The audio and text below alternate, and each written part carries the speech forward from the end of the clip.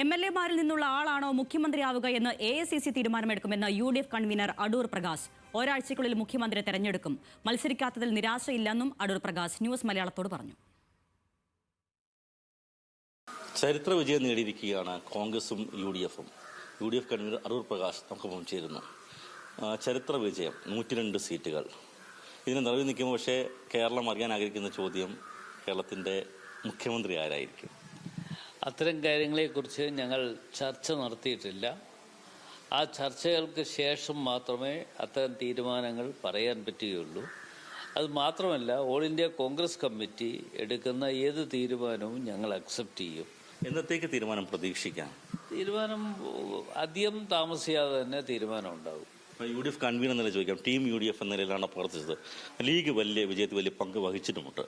അപ്പം ഒരു ഉപമുഖ്യമന്ത്രി സ്ഥാനം ലീഗിന് ഉണ്ടായേക്കുമോ? ഇത് അങ്ങനെ ഒരു ചർച്ചയൊന്നും ഞങ്ങൾ കാര്യമായിട്ടല്ല, അങ്ങനെ ഒരു ചർച്ചയെ നടത്തിയിട്ടില്ല. എന്തായാലും ഞങ്ങൾ തീരുമാനങ്ങൾ എടുക്കുമ്പോൾ എല്ലാവരുമായി കൂട്ടായി ആലോചിക്കും.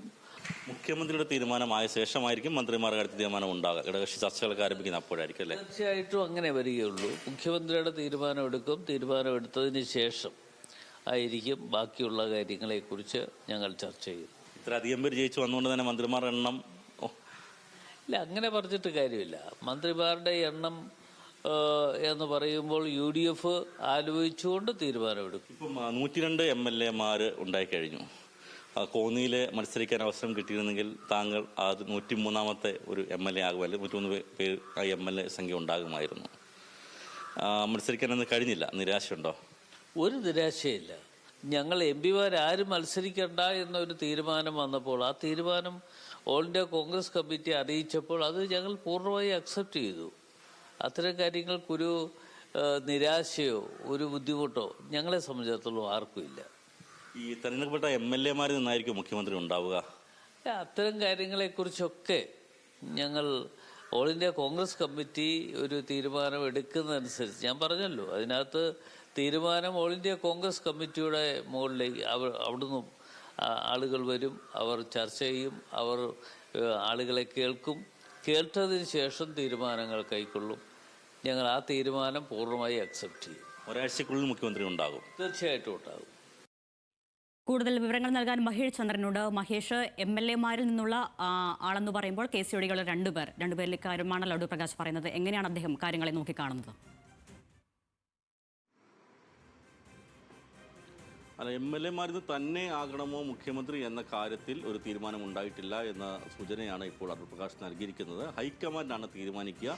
നിയുക്ത MLA-മാർ ഇപ്പോൾ തെരഞ്ഞെടുക്കപ്പെട്ടവർക്ക് നിന്ന് തന്നെയാണോ മുഖ്യമന്ത്രി ഉണ്ടാകേണ്ടത്, അതോ ഇപ്പോൾ മത്സരിക്കാത്ത KC വേണുഗോപാലിൻ്റെ പേര് വരുന്നു, അദ്ദേഹം ആണോ മുഖ്യമന്ത്രി ആവേണ്ടത് തീരുമാനിക്കുന്നത് ഹൈക്കമാൻഡ് ആയിരിക്കും. ഹൈക്കമാൻഡ് പ്രതിനിധികൾ കേരളത്തിൽ വൈകാതെ തന്നെ എത്തും. അവർ MLA-മാരുടെ യോഗം വിളിക്കും. MLA-മാരെയും നേതാക്കളെയൊക്കെ അവർ മാറി മാറി കാണും. പക്ഷേ അന്തിമമായ തീരുമാനം എടുക്കുന്നത് AICC ആയിരിക്കും, ഹൈക്കമാൻഡായിരിക്കും. അത്തരം തീരുമാനമായിരിക്കും ഉണ്ടാവുക. ആ തീരുമാനത്തിൻ്റെ അടിസ്ഥാനത്തിലായിരിക്കും മുഖ്യമന്ത്രി ഉണ്ടാവുക. അതിനുശേഷമായിരിക്കും മന്ത്രിമാരുടെ കാര്യം തീരുമാനിക്കുക. ഘടകകക്ഷികളുമായുള്ള ചർച്ചകൾ പോലും അതിനുശേഷമായിരിക്കും ഉണ്ടാവുക. എന്നാൽ തർക്കം കൂടാതെ മുഖ്യമന്ത്രി തീരുമാനിക്കാൻ കഴിയുന്ന പ്രത്യാശയാണ് അടൂർ പ്രകാശ് മുന്നോട്ട് വയ്ക്കുന്നത്. KC വേണുഗോപാൽ മുഖ്യമന്ത്രി ആകുമോ എന്ന കാര്യത്തിൽ ആ സാധ്യത തള്ളിക്കളയാത്ത തരത്തിലുള്ള മറുപടി തന്നെയാണ് അദ്ദേഹം പറഞ്ഞത്. കാരണം ഇപ്പോൾ തെരഞ്ഞെടുക്കപ്പെട്ട MLA അല്ല KC വേണുഗോപാലെങ്കിലും അദ്ദേഹത്തിൻ്റെ കാര്യം പോലും തീരുമാനം അദ്ദേഹം ആകട്ടെ മുഖ്യമന്ത്രി തീരുമാനിക്കാനുള്ള അധികാരം, അവകാശം അത് ഹൈക്കമാൻഡിനാണെന്ന സൂചന നൽകുകയാണ് അടൂർ പ്രകാശ് ചെയ്തിരിക്കുന്നത്. അരുണ്യ. ശരി, മഹേഷ് ചന്ദ്രനാണ് വിവരങ്ങൾ നൽകിയത്.